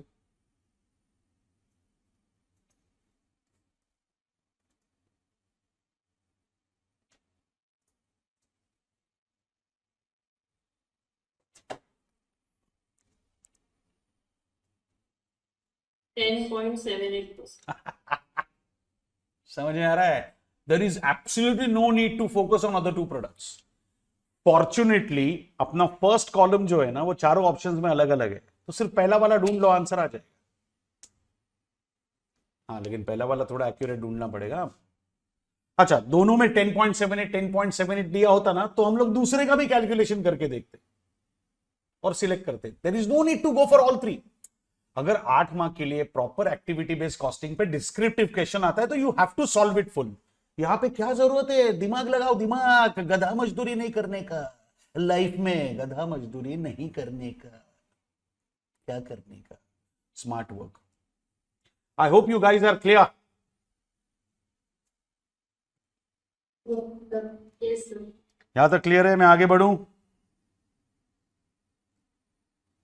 Yes, sir. चलो, case scenario number 4।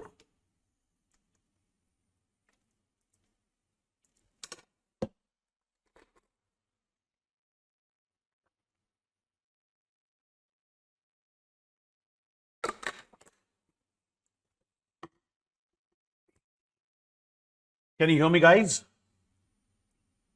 Okay. Can you hear me? Yes, sir. Xtrade, an unregistered supplier under GST, purchase material from Y Limited, which is registered supplier under GST. During the month of June 24, Xtrader has purchased a lot of 5,000 units on credit from Y Limited. Listed price for one lot. Listed price for one lot is 2,50,000. Trade discount is 10%. अच्छा, trade discount is 10%, मतलब हमार वास्ते अब listed price will be 2,25,000। Trade discount is applicable to all. Trade discount is not specific. Trade discount मतलब सबके लिए होता है, जस्ट स्टॉक क्लियरेंस के लिए होता है। आपको मिलेगा, मुझे मिलेगा, यत्र तत्र सर्वत्र, हर सबको मिलेगा ये। जीएसटी अवेलेबल, लेकिन क्रेडिट अवेलेबल बोला है। क्रेडिट अवेलेबल मतलब we can't charge it to the customer. I hope material में हमने डिस्कस किया है, ये बाइंग कॉस्ट के टाइम पे मैंने डिटेल में समझाया था। GST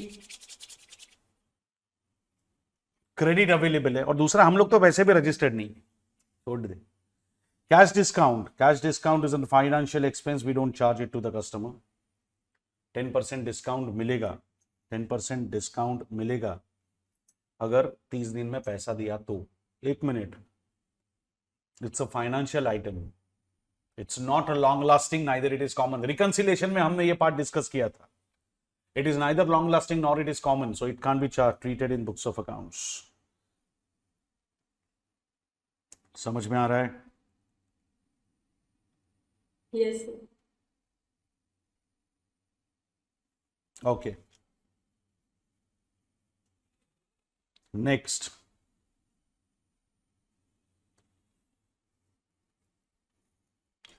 toll tax paid 5,000, freight and insurance 17 to 20, डिमरेज। डिमरेज मतलब डिमरेज पेड टू ट्रांसपोर्टर। क्या होता है, आपका कंटेनर अगर पड़ा रहेगा कहीं पे, बहुत दिन तक आपने माल उठाया नहीं, तो आपको पेनल्टी चार्ज करते हैं वे लोग फॉर नॉट अनलोडिंग और loading of the container.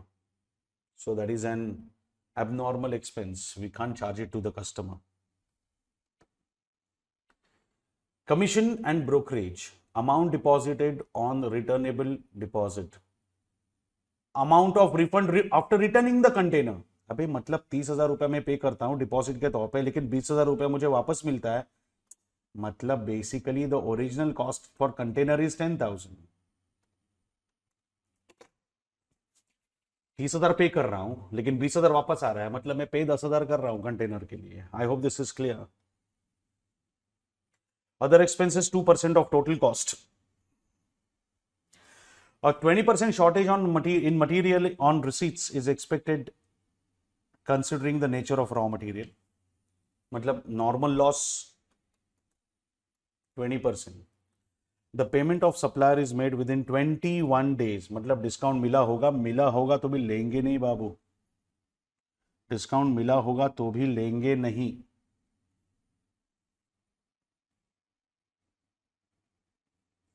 Correct?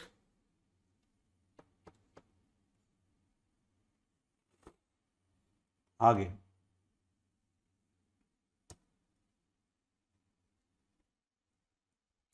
the payment to supplier was made in 21 days. Point number 1, if X trader pays the supplier within 30 days of purchase, then what is the total amount of cash discount received from the supplier and how it is treated in books of accounts? बोलिए।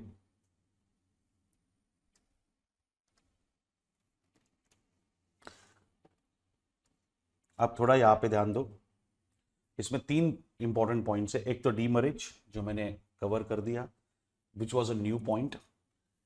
Cash discount is 1 point and GST is another point. अब हम लोग कौन है? Unregistered supplier. माल किससे ले रहे? Registered supplier से। अगर हम दोनों रजिस्टर होते तो मैं क्रेडिट ले सकता था, अगर हम लोग दोनों रजिस्टर होते तो मैं क्रेडिट ले सकता था। तो credit is available provided I am registered.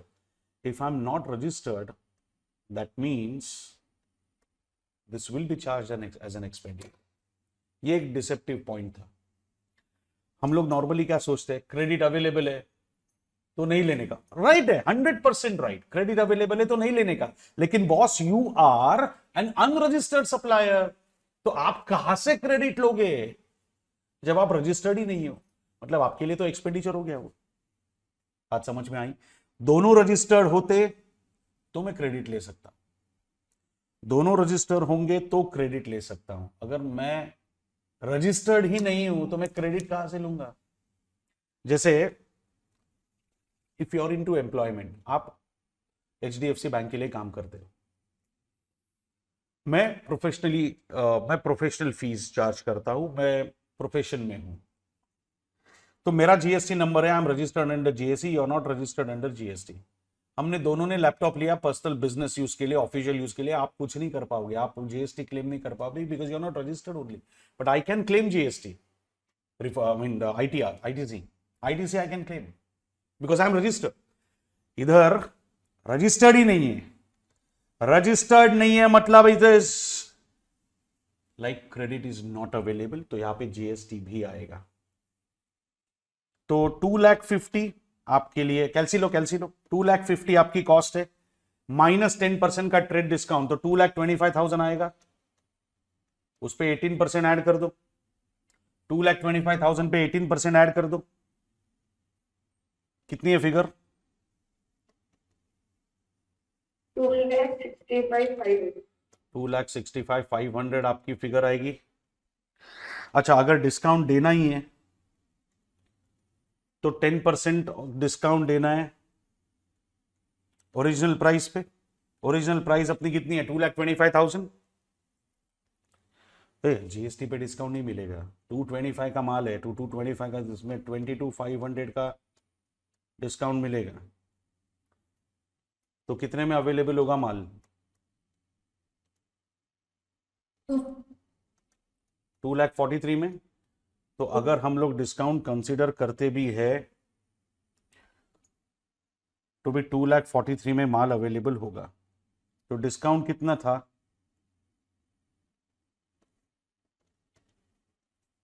Part D, समझा? और क्या लिखा है?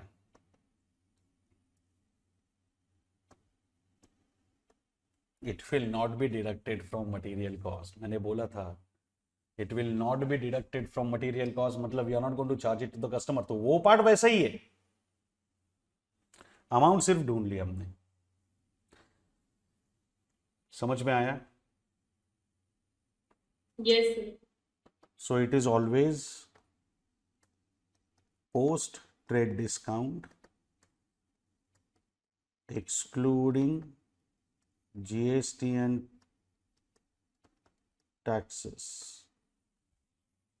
Excluding GST and taxes.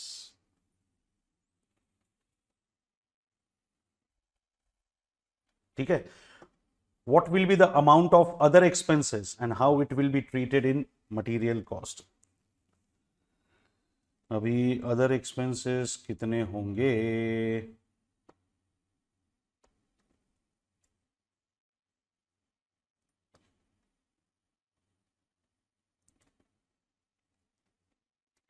other expenses कैसे लोगे आप लोग?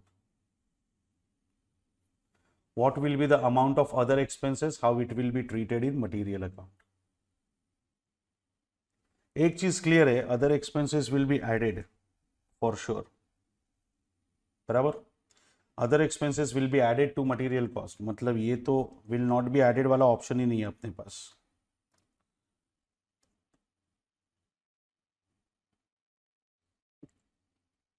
other expenses 2% of total cost बोला है। ठीक है, चलो हम लोग टोटल कॉस्ट ढूंढ लेते हैं। हम लोग टोटल कॉस्ट ढूंढ लेते हैं, चलो। 2,25,000 हमारे लिए बाइंग कॉस्ट है। अरे 2,25,000 हमारे लिए बाइंग कॉस्ट है। अच्छा, इस पे 18% जीएसटी ऐड कर दो, how much it comes to? 2,65,500। 2,65,500। Okay, अब 2,65,500 में क्या क्या एक्सपेंसेस आएंगे? 5,000 ऐड कर दो, 17,220 ऐड कर दो, ये तो आएगा नहीं। कमीशन 10,000 ऐड कर दो, कंटेनर की कॉस्ट भी 10,000 ही ऐड कर दो, और बताओ मुझे टोटल क्या है? 3,07,720। 3,07,720। I hope this is clear. Now this is your total cost. But this is your total cost excluding other expenses. Your other expenses are 2% of total cost. बाबू, ये total cost है ही नहीं, इसका 2% मत लो। This is your total cost excluding other expenses. इसमें other expenses add होंगे and then you will be able to get total cost, Babu. Let me remind you. your other expenses are based on this. 2% of total cost बोला है, मतलब ये 100 तो ये 2 तो ये हो जाएगा 98. टिंग टिंग टिंग टिंग टिंग टिंग टिंग टिंग टिंग टिंग. 100% निकालो पहले, या फिर 2% डायरेक्टली निकालोगे तो भी चलेगा रे.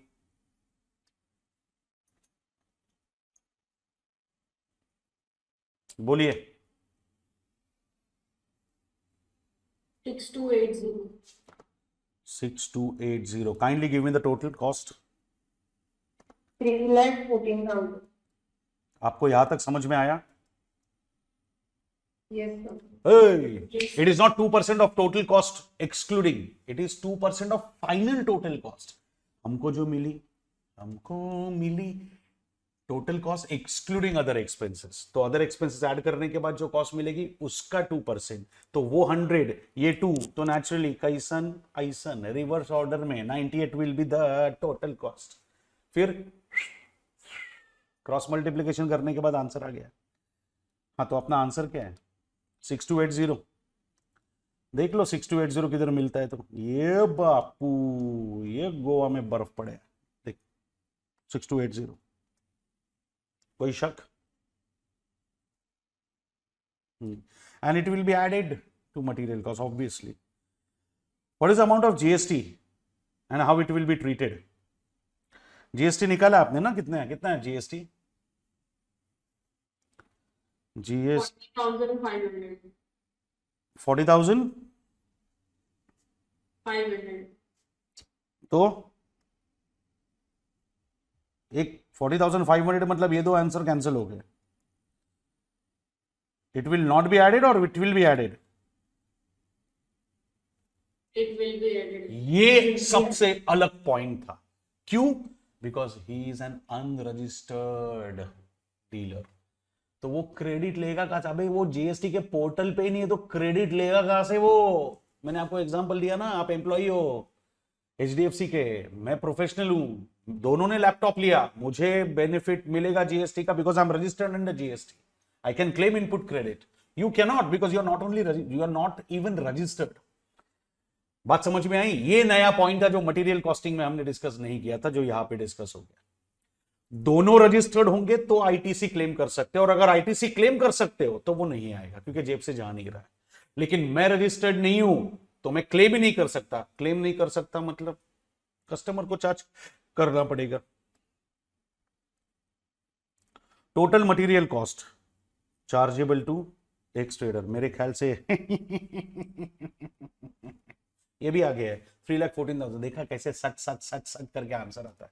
सोचते नहीं बैठने का, स्टार्ट कर दो. 3,14,000 तक हम लोग वैसे भी पहुंच गए थे. अच्छा, number of good units and cost per unit. उन्होंने बोला था 5,000 खरीदा है, लेकिन 20% का नॉर्मल लॉस होता है, मतलब 5,000 तो मिलने से रहा. तो अपना आंसर या तो सी होगा या तो डी होगा. चलो निकाल लेते कॉस्ट पर यूनिट. मेरी बात को ध्यान से सुनना. अगर ये 3,14,000 है तो इसको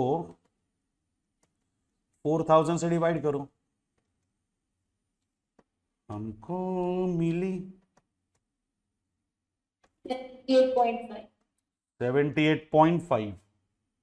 ओके, क्या ये ऑप्शन है? यस, यही ऑप्शन है.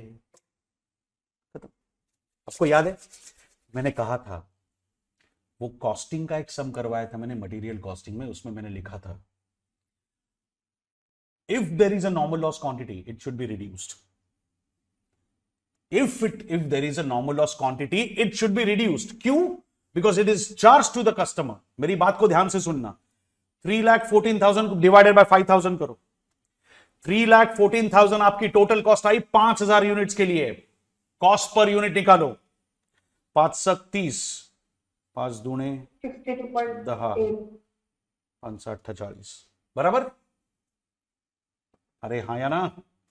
Yes. आपको you have incurred 3,14,000 for 5,000 units. For you as a manufacturer, cost is only 62.8. how much you charge to the customer? 78.5. That means customer is bearing burden of normal loss. समझ रहे हो? 5,000 का पैसा लेते हो लेकिन 4,000 यूनिट्स देते हो, 4,000 यूनिट्स देते हो कस्टमर को. इसका मतलब कस्टमर इज एग्रीइंग कि भाई ठीक है 1,000 यूनिट्स मत दे लेकिन पैसा ले ले उसका, बिकॉज ये नॉर्मल लॉस है. क्योंकि कस्टमर कहीं भी जाएगा, मेरे पास खरीदे, आपके पास आए, बाजू वाले के पास जाए, थर्ड पर्सन के पास जाए, एक्स के पास जाए, वाइफ के पास जाए, जेड के पास जाए, कोई फर्क नहीं पड़ता, उसको बेयर करना है. तो क्वेश्चन में नॉर्मल लॉस क्वांटिटी अगर दी होगी तो उसको हमेशा परचेज में से माइनस करना है, क्योंकि that quantity will never be given to the customer. Is that part clear? ओए बांगडूज, are you clear with it? Yes. Yes, sir. ये मैंने 6 पॉइंट्स लिखवाए थे तुम लोग को मटेरियल कॉस्टिंग में, जो कॉस्ट कैलकुलेशन वाला सम किया था उसमें. याद आया? रिवाइज किया होगा तो याद आएगा ना.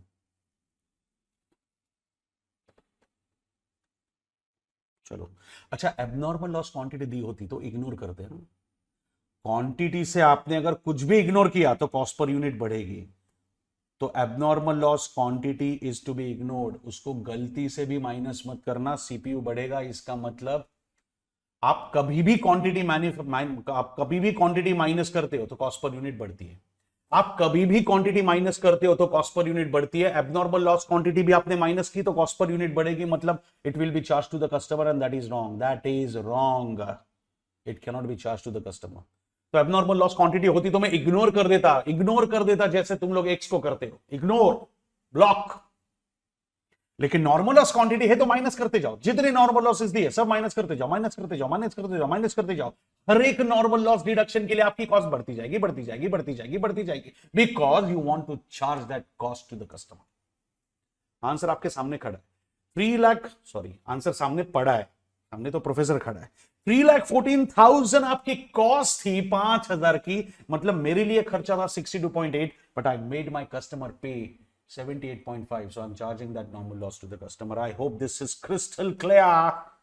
And that was your 5th part. Oh my God, it is done. कोई शक या सवाल? देखो फटाफट आंसर आता है, कोई लंबे लंबे सोल्यूशन देने की जरूरत नहीं. The best part was activity based costing. भले ही तीनों प्रोडक्ट्स का डेटा दिया था, हमने फोकस किया सिर्फ फर्स्ट पे, उसका निकाल लिया. चारों ऑप्शन में हम लोग ने कंसीडर कर लिया, बिकॉज ऑल 4 ऑप्शंस